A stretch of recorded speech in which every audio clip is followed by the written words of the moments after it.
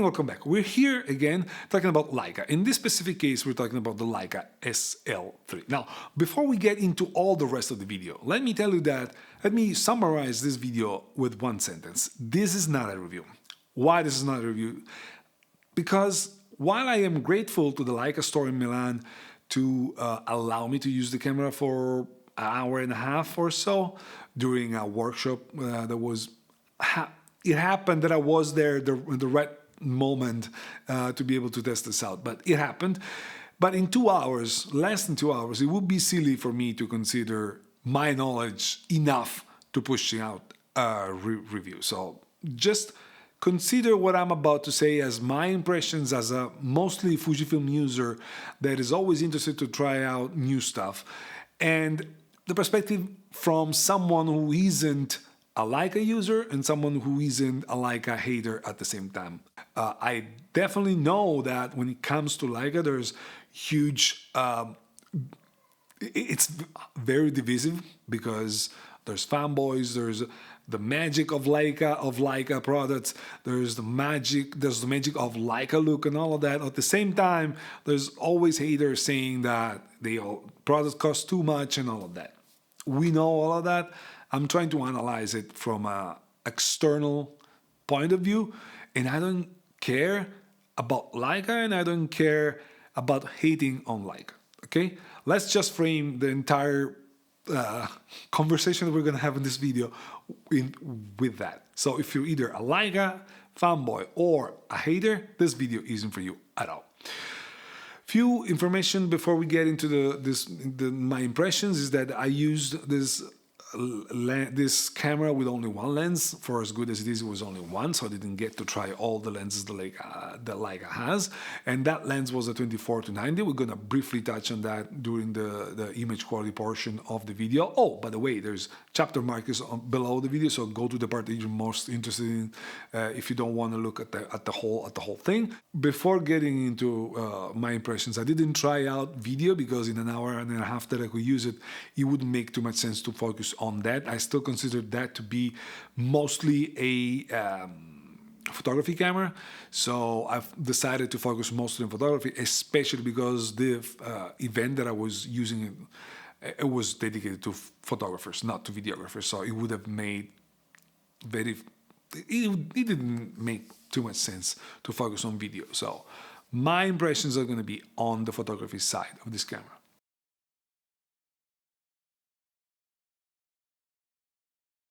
I won't have any fancy B-roll of any of that. I was alone while doing that, so the only thing I recorded is this crappy video that I'm showing you right now. It's not even worth doing that, so you won't have any of that. If I point to some specific thing, I'll take images from the official website just because I didn't have time to film all of that. That being said, the build quality of this camera is as good as it gets. Basically, the camera feels very solid, everything feels perfectly assembled. The exterior texture is nice, it allows you for a solid handling, easy grip and very easy handling of the camera. So from that standpoint, I really love the way the body is designed. It's of course weather sealed, it's got an IP rating which I don't remember, 54 maybe, I'll write it here. It's one of the few cameras that has that, which is worth being mentioned. Now, I didn't get to customize all the customizable buttons that you have on the camera, just because in that limited time frame, you don't have that much time to do all of that. But there's plenty of them, and I'm sure you're going to find, and each one of us would find their perfect combination of customized function to be assigned to those buttons. Of course, it's going to take a while to learn how to get the muscle memory to do everything that you want. And again, I didn't do that because in 2 hours I would never be able to get there with my mind. But again, there's plenty of them, so it's fine.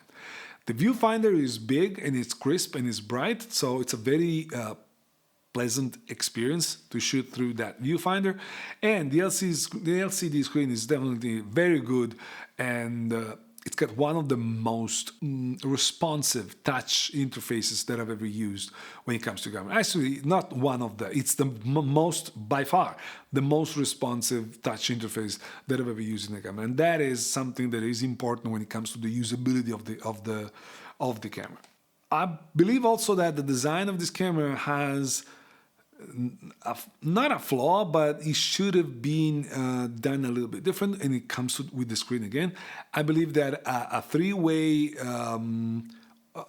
tiltable screen would have helped, especially like maybe because I'm used with the Fujifilm screens on the XT line, where you can go up and down when you're in horizontal, but you also flip it up when you're in vertical, especially when you're shooting very low angle and you don't have a way to get very low with your screen, with your body.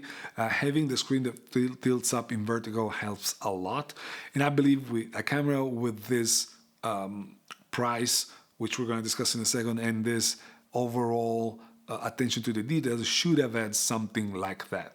It's definitely not a deal breaker, don't get me wrong, but it's something that, in my opinion, should have been there to make the photographer's life easier. When it comes to dimensions are on the big side. Of course, it's not a small camera. It's not a small camera at all. And with the SL line, Leica has never focused on the maximum portability or the maximum lightweightness, if that's even a word. But it's worth being mentioning that this camera at 770 grams is almost 150 grams less than its predecessor. So although not being super lightweight, it's also worth mentioning that it's way better in that regard compared to the SL2, which was its predecessor. And it's not that much heavier than your usual full frame camera from other brands. So the design is kind of on the big side, but overall the weight is generally there. It's not too heavy. They also came up with a on and off button that was very divisive at the beginning because it's on a weird side of the camera. It's a weird on and off button, and a lot of people complain without even trying it. After trying it, honestly, it takes time to get used to it because it's a completely different position compared to any other camera that you've ever used.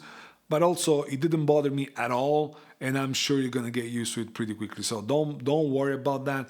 I don't think, and you're not using it that much, to be completely honest. So don't worry about it. It's not worth your thinking. It's fine. It's gonna be fine. If that was a potential deal breaker for you, don't bother. It's not. When it comes to the autofocusing joystick, it felt weird at the beginning, but that's probably because I'm used to something different. But you get used to that very quickly, super simply. So it works really well. The moment you understand how to use it, it works really well. And I got used to it in a very small time frame. So no worries there either. And going back to the interface that I already mentioned, I had already tried that in the Leica Q3, actually, video you'll find over here or here. And I found that very interesting.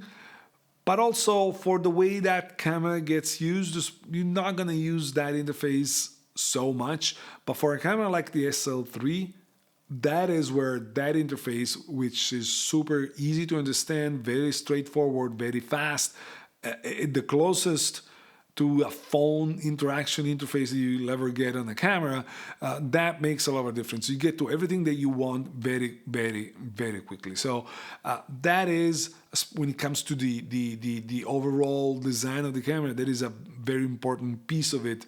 Although being software and not hardware, but it's a very important piece of it. Overall, it is a very, very premium body with basically no flaws. Honestly, it's built very well and it's got everything that it should have, almost everything that it should have, and no fatal flaws. And it also has a great handling. Despite me handling a big lens, because the 24-90 is a big lens, I didn't have any issue with handling the camera at all. It was fine, despite shooting for almost 2 hours, an hour and a half. I didn't feel any tiredness to my arms and any of that. So very, very well designed body.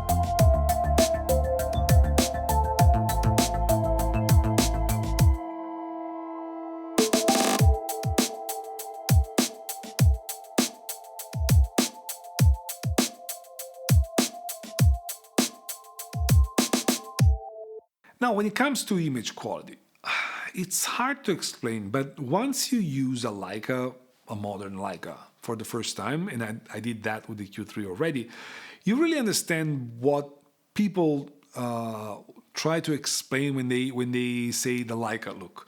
It's a combination. It's not something easy that you can point at. It's a combination of factors. It's colors, it's deep blacks, the way the highlight roll off.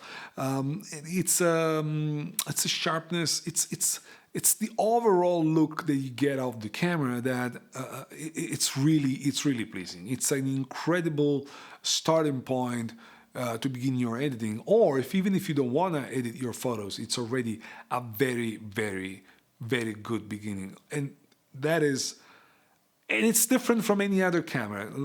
Let's try to be honest. It's different from any other camera.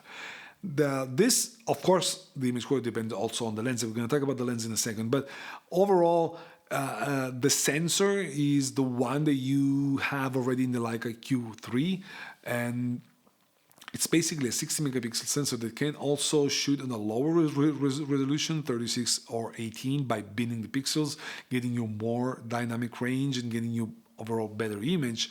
However, I think that kind of feature comes more handy with the Leica Q3, because I don't think if you're going shooting street photography, you always need 60 megapixel. So if you don't want that, you want to shoot at 36 or 18, you get the benefit of a better image quality in general.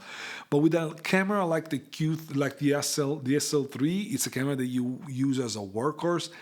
Most likely you're buying it for the megapixel count, and then at that point you're buying it to get the 60 megapixel out of the camera most of the time. That's why I believe that feature makes more sense on the Q3 than in a camera like this. But that being said, if you have an SL3 and you want to use it, it's there for you to use it. I didn't dive too much into it because, again, in an hour and a half, I didn't want to explore that because it would have distracted me from the overall usage of the camera and all of that. But it's there, and I'm sure it's great. But speaking of the sensor, one thing that is worth being mentioned is you can work very easily with highlights and shadows. And mostly when it comes to the highlight, usually modern digital cameras have issues with highlights. This sensor seems to be handling highlights and recovering highlights better than your average sensor, which, considering the megapixel count, is kind of an achievement. But also the shadows, you can work with them without being concerned too much about bringing up noise and all of that. And speaking of noise, this being a high megapixel count sensor, of course, you cannot expect a super high ISO to get performances like a 24 megapixel sensor or a 30 megapixel sensor. Of course, that would be silly. But this sensor shoots with no problem at 6400 ISO. It's something that I would never be concerned of using just because the image quality is really, really good. Of course, as you go up, and I tested that more with the Q3, as you go up, the image degrades a little bit, but it's to be expected. We're still handling 60 megapixel, so the pixel density is very high. It's already impressive what they got when it comes to the low noise that you get out high ISO. So it's a very usable sensor. Of course, it's not your concert camera, because if you're shooting a super high ISO, that is, I'm talking concert, not the rock concert with just plenty of light, but those concert where the light is very low and when you need as high as you can go with your ISO, you're going to probably use another camera. But that, aside from that, this camera performs really great in all possible conditions. Of course, when it comes to the image quality, the lens that you're using the camera with plays a big role, and in this specific case, the 24-90 turned out being a very, very good lens, and there's a reason why it's one of the highest, mostly appreciated lenses in the Leica SL line, on the Leica L-mount Alliance lineup. It's a very good lens. I liked it, and despite not being super fast at the 90mm end, the sharpness, no chromatic aberration, the bokeh was really pleasing. I really liked using that lens. Of course, it's not small nor lightweight, but again, it's being coupled to a camera that is not lightweight or small either, so it kind of makes sense. Overall, however, the image quality that I got out of this camera was impressive, and I loved it. And you've seen some of the images, and you see a few more now. It's a great camera when it comes to image quality, which is basically the reason why to go to Leica more than anything else.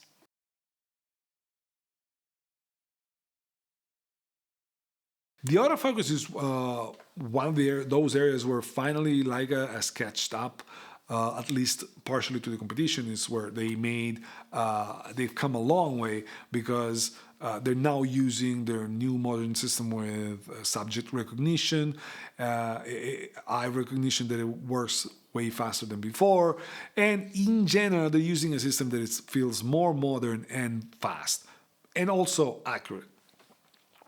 The situation I was shooting was basically requiring eye tracking, and it was doing great unless the model was moving very, very fast toward the camera, or also parallel to the camera. In that case, it was struggling a little bit more, but overall condition for what I was shooting, the autofocus didn't bother me at all. It took me a while to understand at the beginning how it worked and how to get the most out of it, to the point where I was questioning what I was doing. But once I got used to it, and thanks to the guys at Leica Store, they showed me how to make it work better, that was fine. I didn't have any specific issue with the autofocus. Of course, the autofocus depends also on the lens, and a lens like 24-90, as far as I know, I mean, I don't know all the lenses, but I've heard that it's one of the best autofocus lenses from Leica, so that at least didn't get in the way, which is what you expect.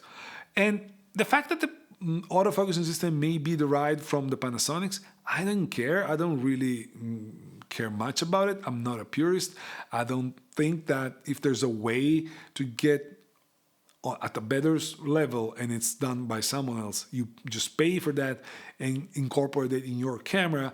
As long as the final result is good, who cares? I don't. If I can use my R&D money towards something else that I feel makes more sense, I'm not against it. And in this specific case, the autofocus is doing good, very good. So not a big problem, honestly. However, for as good as the autofocus is on this camera, it's only fair to say that it's not close to the performance that you get out of the best Sony's or Canon's camera that you can find. I personally am not mentioning Nikon just because I haven't tried any of the new Nikon, so I don't want to talk without knowing, but I've tried Canon and Sony's, and I know for sure they get a better autofocus compared to what Leica can get you. And while for a camera like the Q3, which is unique in the photographic landscape, that wasn't an issue, and it's not an issue because it's still probably the best compact camera that you can purchase right now from a performance and from a image quality standpoint. So there's not much competition.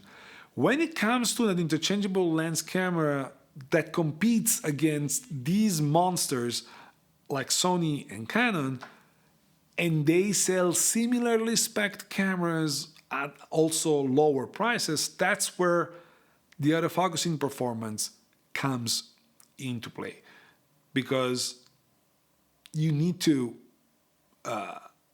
be aware of that. Not only that, when it comes to the overall performance of the system, this is let's just take continuous shooting, right? This camera shoots at 5 frames per second with autofocus and 15 frames per second without autofocus. But let's be real, we're going to use these cameras with autofocus most of the time. So let's just assume that this camera is a 5 frame per second camera. And the fact that the sensor is a 60 megapixel sensor tells you that this is not a camera built for speed anyways. However, where the problem is that Sony with its A7R Mark V gets you the same megapixel count with a camera that is smaller, faster, with faster autofocus and can shoot 10 frames per second. So all of that also in a package that undercuts the price of the Leica SL3.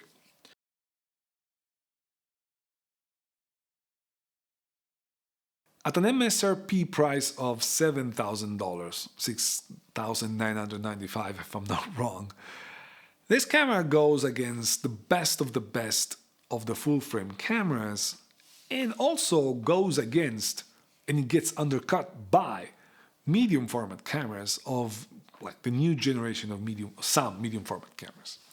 So when you need to evaluate your purchasing decision, you have to consider that. On top of that, if you take a lens like the 24-90 that I was using, which is sold at almost $6,000, $5,800 MSRP, I was basically shooting with a $13,000 combination of lens and camera. You can buy a lot of stuff with that type of money. So basically, for that much money, you need to know that you have many alternatives that you have in the full frame market, but also on the medium format market. Because let's face it, as I already mentioned, there's faster full frame cameras than this with the same megapixel count, which also have a better autofocusing system and all of that. But at the same time, you can get medium format cameras for a lower price compared to this camera. And at that point, you kind of find that the SL3, it's in a weird spot when it comes to the placement in the photographic market. Because let's just talk about the Sony A7R Mark V. You get, as I mentioned, same megapixel count, full frame sensor, probably the same sensor, who knows, we don't know. But it's faster, better autofocus, it's smaller, it's got a more usable LCD screen because it tilts however you want. It's, again, smaller and more lightweight, although not by a huge margin. And that camera gets sold at less than $4,000. So there's a huge cost difference on the body alone. On top of that, Sony lenses, the equivalent Sony lenses compared to the Leica lenses, are cheaper, usually cheaper than the Leicas. Now, before Leica fanboys jump at my throat, I'm not saying that Sony lenses are better.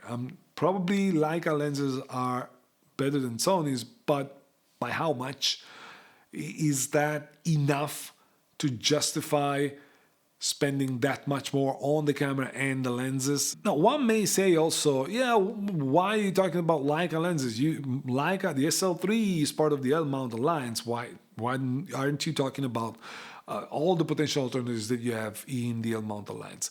True, you can use Panasonic lenses, Sigma lenses, any other lens that is available for that specific mount. But I also think that if you buy a Leica camera, your end game at the end of the day is always going to be to use the Leica lens instead of Panasonic's, Sony, Sigmas, or whatever. Now, of course, there are specific cases where Leica lenses aren't available for what you need, and in that case, you will be willing to use the best lens that you find on the market, whether it's Sigma, Panasonic, or whatever. Fine. But it's most likely true that you're going to buy the Leica lens if there's a Leica option for that lens. So that's why I'm thinking about that way, and that is more true about Leica than any other brand probably. So let's play a game. Let's just purchase a 60 megapixel camera with its 24 to 70 f2.8 lens. The Leica combination comes at almost $10,000, $9,900. Again, MSRP. If you get into street price market, we're going to get another conversation, which usually helps the competition though. The Sony combination comes at $6,200. So there's almost $4,000 difference between the Leica combination and the Sony combination.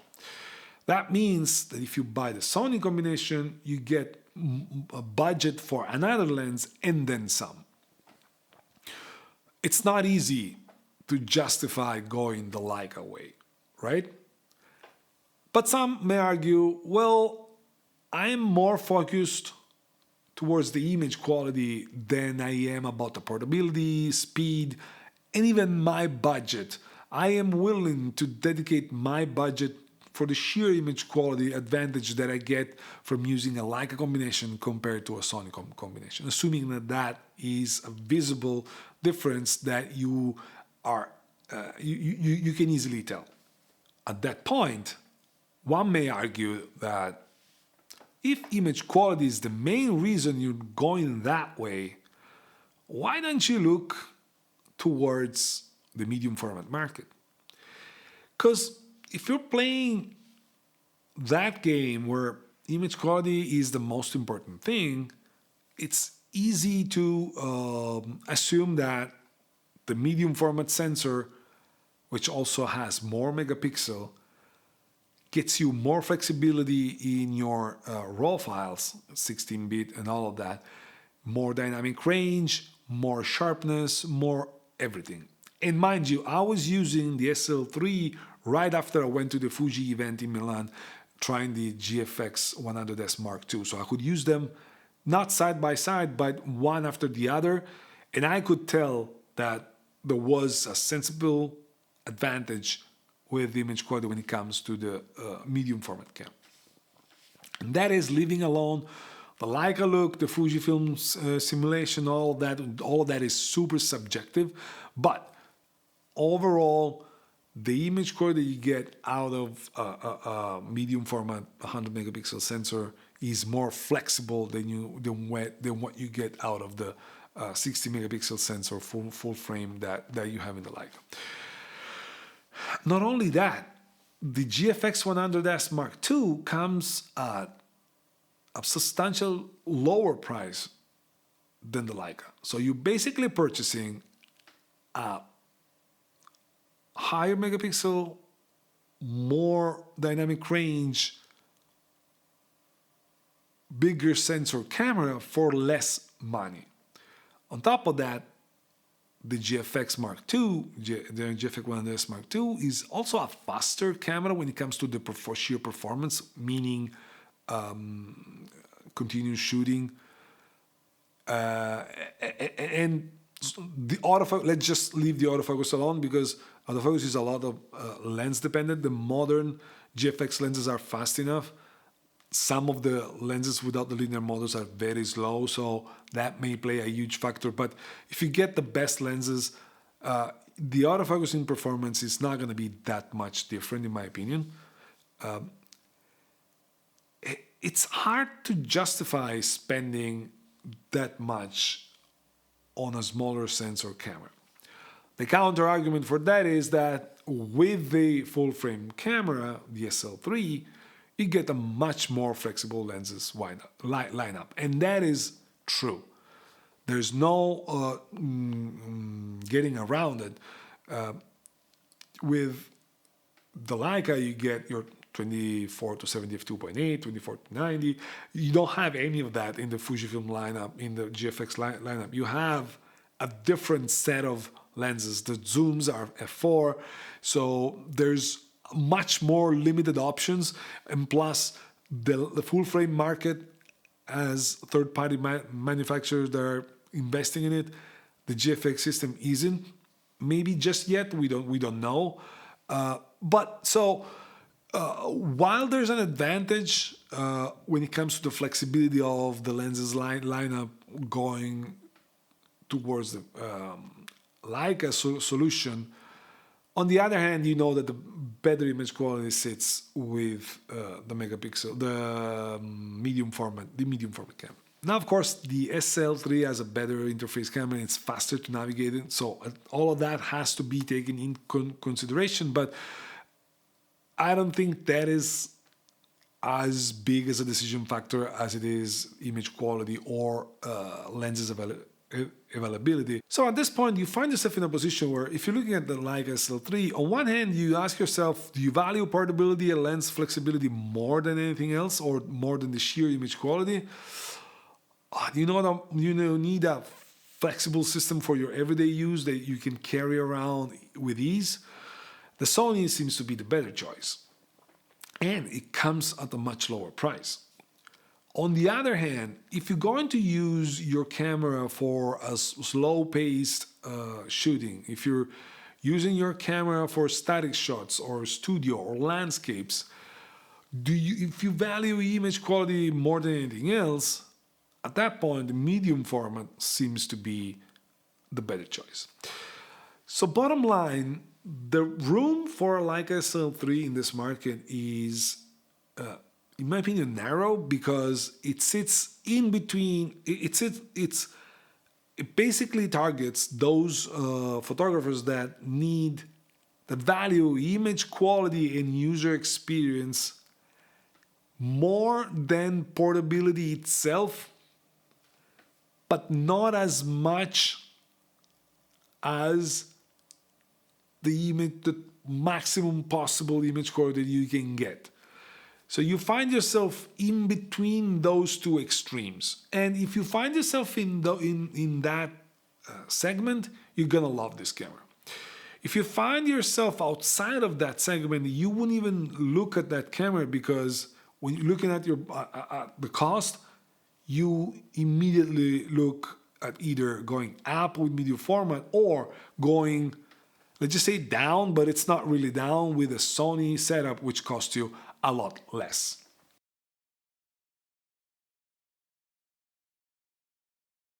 So in conclusion, I think I've got way longer than I should have gotten, but I personally loved using this camera. I don't want any different message to come across. I loved using this camera, and it's clear why people are attracted to the Leica's look. It's something that is difficult to explain, but it's there, and it's there for you to see once you use it.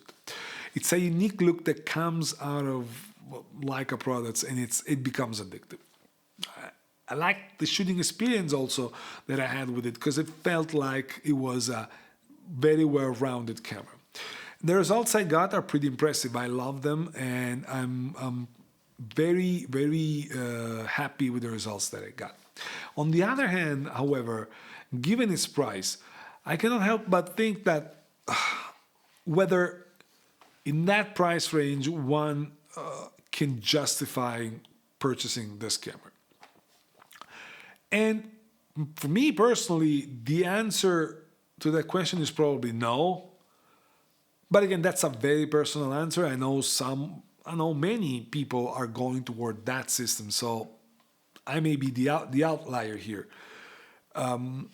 However, my thinking behind it is the Leica Q3, for example, comes at 3 times as much of the price of its closest competitor, even more than 3 times as much. However, its closest competitor's quality, it's not as close as it may seem. So there's really no competition. Like if you want a full frame, fast camera that is compact, you don't have to worry about changing lensing and all that, this is the only one.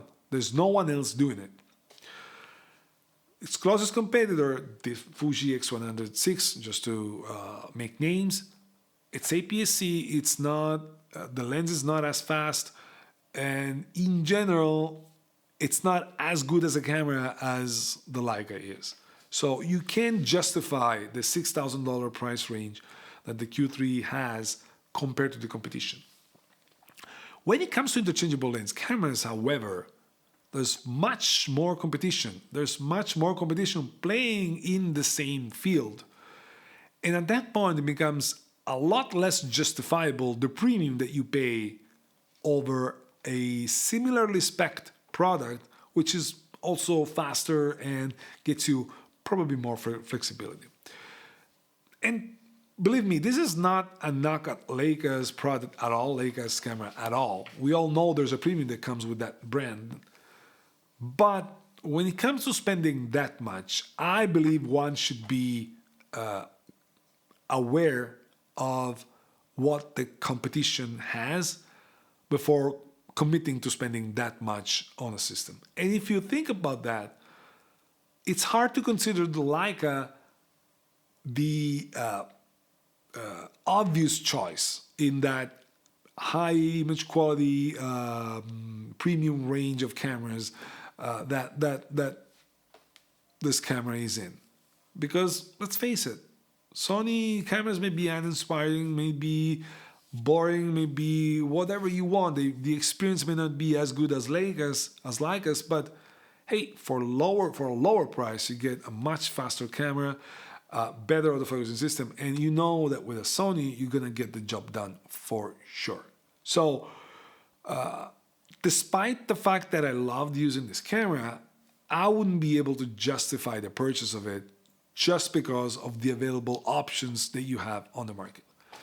And if it was me, and I would be okay with GFX lenses, and I didn't need the f2.8 normal zoom, I would probably go that route rather than Leica if I had to go for the maximum image quality as possible. So I would either go for the two extremes, flexibility, Sony, maximum image quality, medium format, and I would not find a reason to purchase an SL3 for myself. But again, that's myself. That's my idea. That's what I think. For you, your mileage may vary, and that's why this world is beautiful, because each one of us has different opinions and different needs. This video was way longer than it should have been. I'll see you in the next one, and ciao.